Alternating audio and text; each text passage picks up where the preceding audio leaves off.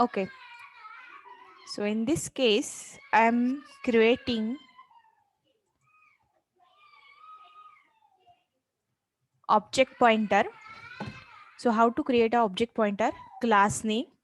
So class name is one, then asterisk, because star is indicate that it is not a simple variable or a simple object, it is a object pointer. So you can give any name. Ptr is my object pointer which is pointing to the base object. So object pointer to base base class चा object pointer आहे. So as we know that pointer stores the address of object.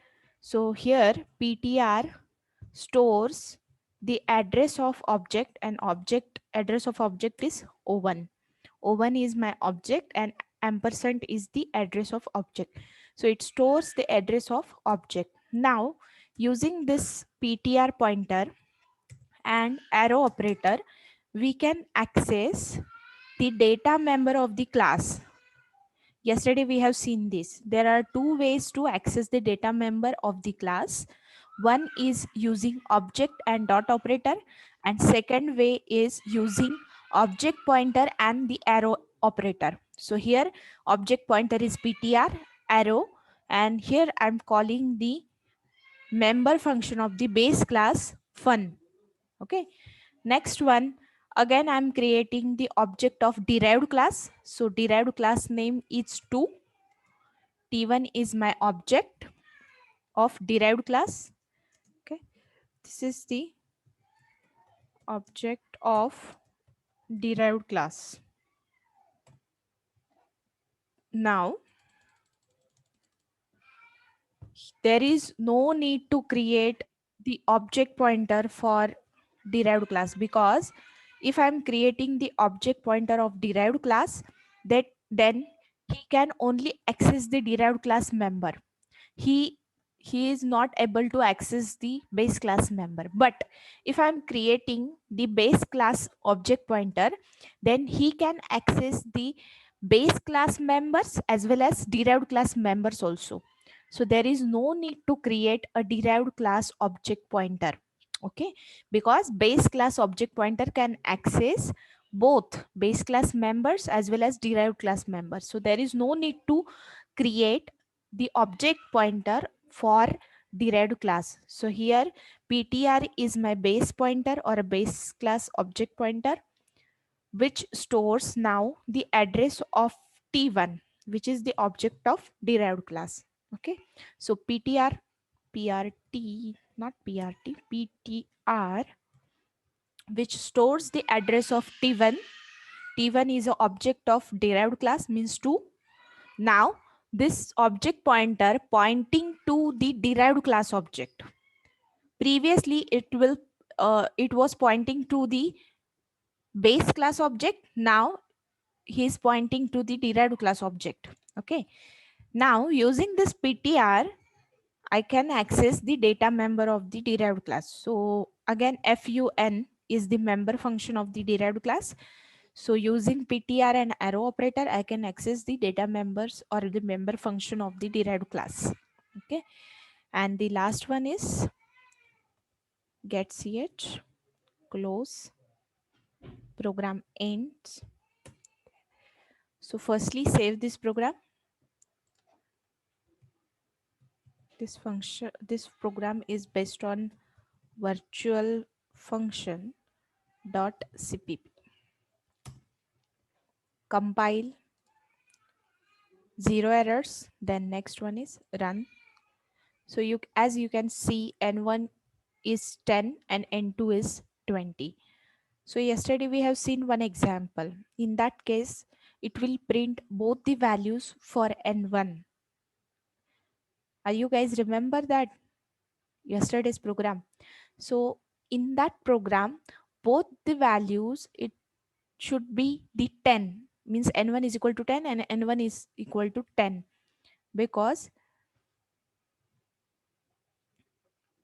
in case of static binding, in static binding, the decision of function call or the link is established between the function call and the function definition at the compile time only. That's why it is only access the base class member function in case of static binding. That's why in that case or in that program it will print or output was n1 is equal to 10 and n1 is equal to 10, means because it executes the base class member function two times in case of static binding. But here it is a dynamic binding with virtual function, so you can access the base class member function as well as the derived class member function using the object pointer. Okay, are you getting this program or still any doubt you have? Yes, everyone, clear? Yes, ma'am. Okay, fine. Yes. So now the next topic will be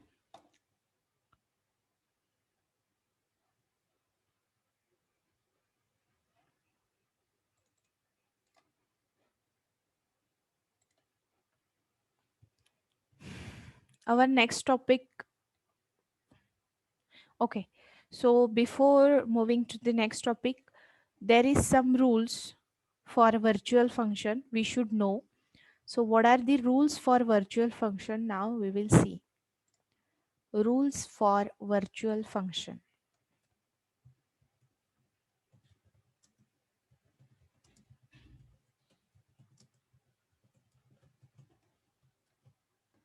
There are some rule to use the virtual function.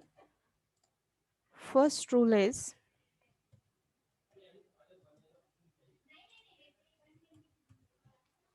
virtual function must not be static, and it must be member of a class. That means a friend function can't be virtual. Okay, so we cannot define the virtual function as a static, and it is always a member of the class, means it is not a friend function. Okay, so this is the first rule.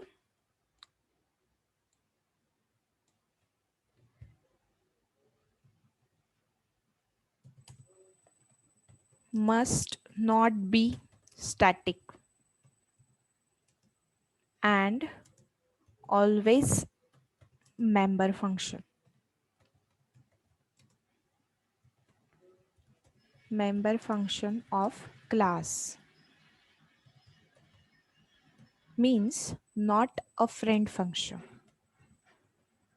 As we know that friend function is not a member function of the class, so this is the first rule for using the virtual function. Okay, then second rule is virtual function can be accessed only using object pointer.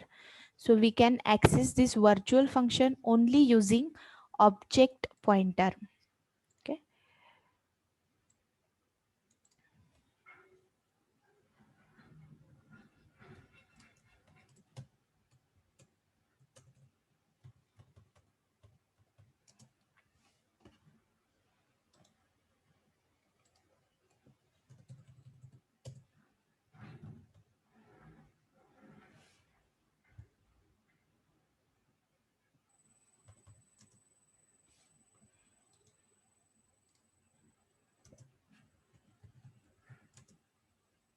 object pointer.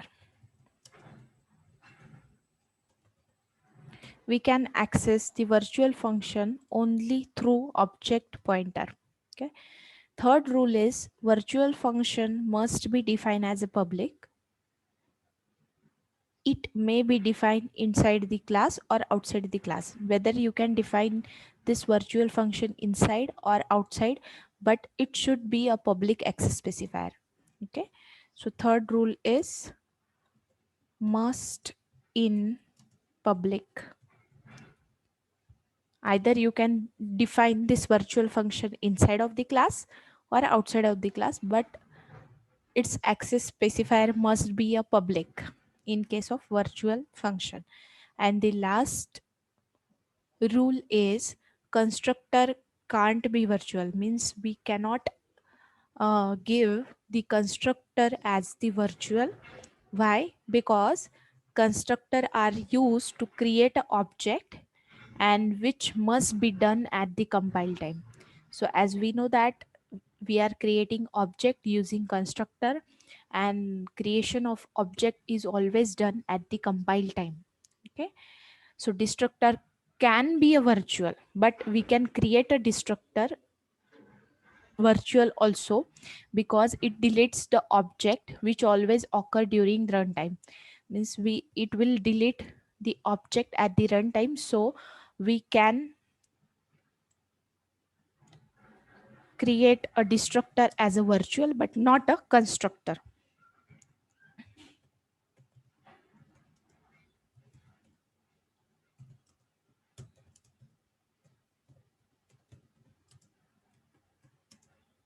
Destructor can be virtual. Constructor cannot be virtual, but destructor can be a virtual. So these are the four rules which you should understand, so that you can use a virtual function easily. Okay, so first rule is must not be a static, and it always a member function of the class, means we cannot made a friend function as a virtual function. Okay, next one is we always access this virtual function using object pointer. Now you know that what is a object pointer. Okay, and you have to define this virtual function in public access specifier only. Either you can define this virtual function inside of the class, or you can define that virtual function outside of the class. Now next one is constructor cannot be a virtual, because we know that constructor is used to create an object, and we are creating an object at the time of compile, means we are creating object at compile time. So it constructor cannot be a virtual, because virtual is the dynamic binding, means this will perform at the runtime. So constructor cannot be a virtual, but we can make a destructor as a virtual, because destructor works at the runtime. Okay, so in this case these are the four rules you should know or you should understand about the virtual function. So are you getting, guys, what is the virtual function? Yes. Okay, next one is v pointer and v table. Okay, so this is just a small topic in binding. V pointer or v table, v ptr and v table, v table and v pointer or vptr. Okay, so as you know that vptr means what? Virtual pointer, and v table means what? Virtual table. So what is the use of this v pointer or v table? To perform the late binding or to perform the dynamic binding, the compiler establishes the virtual table represent by the v table. Okay, so performing the dynamic binding, compiler will do or it will create one table, and that table is said to be a virtual table or the v table, and that virtual table is denoted by vtable. All are capital letters. Okay, so this table, what this table contains then? This table contains the address of virtual function. So in the previous example, we have one function which is the virtual function. Fun is my virtual function whose address is contained in v table. Okay, so when object of the base or the derived class is created, the void pointer is inserted in the v table and known as virtual pointer or a v pointer. it is said to be a void pointer, not a virtual pointer. V pointer means what?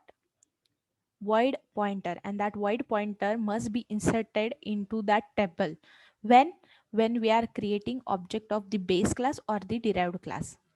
Okay, so what will happen in dynamic binding? First of all, what will compiler do? Compiler creates one table, and that table is known as virtual table, and it is denoted by or represented by the VTABLE. All are the capital letters. Okay, and what is the use of this virtual table then? So this virtual table contains the address of virtual functions. As many virtual function as your program contains, whose address are stored in the virtual table. Okay, and suppose I want to create the object of the base class or the derived class, then there is one pointer, and that pointer name is void pointer, and which is denoted by VPTR. Means VPTR means what? Void pointer. Okay, so that void pointer is inserted into the virtual table. Okay, always remember this VPTR points to the virtual table, always. Okay, when the virtual function is called using the base class object pointer, the compiler speedily puts the code to obtain the VPTR and searches for the address in virtual table. Means suppose I want to call the virtual function through the base class object pointer. जसं की first कॉलमध्ये आपण बघितलं PTR is currently pointing to the base class object. Then in that case, using that PTR, I can access the virtual function. So if I am calling the virtual function, then what will happen? Compiler put the function, means functions code, virtual functions code to obtain the VPTR. Means it will searches the code and it obtain the void pointer, and it searches the address in virtual table. When that code occurs, it will search the virtual table and it will see whether that virtual function is presented. Okay, so in this way appropriate function is invoked and this dynamic binding is takes place. Okay, so are you getting? It's all about the theory part or theory concept. So there is a one table, and this table is said to be a V table. V table means what? Virtual table. And there is one pointer, and that pointer is said to be VPTR or void pointer. And this void pointer is always pointing to the virtual table. Suppose my virtual table contains one virtual function definition. Suppose here is my virtual function, virtual fun, void fun. Okay, this is my function. So when I'm going to call this particular virtual function, what will happen?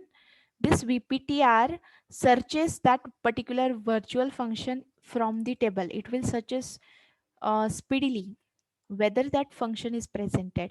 So as he can see the virtual function at the first, it will immediately invoke that function, immediately start execution of that function. Okay, so this is just a use of vtable and vptr. Getting now what is the use of vptr and vtable? Okay,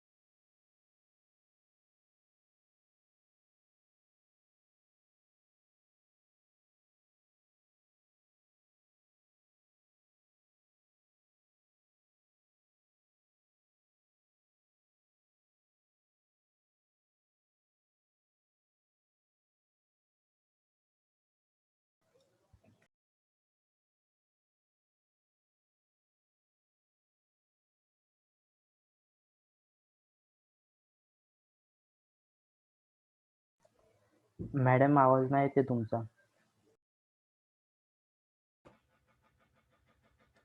किती वेळापासून माझा आवाज येत नव्हता? Ma'am 1-2 मिनिटं झाले. मी परत link करून connect केलं. मला वाटलं माझा प्रॉब्लेम आहे.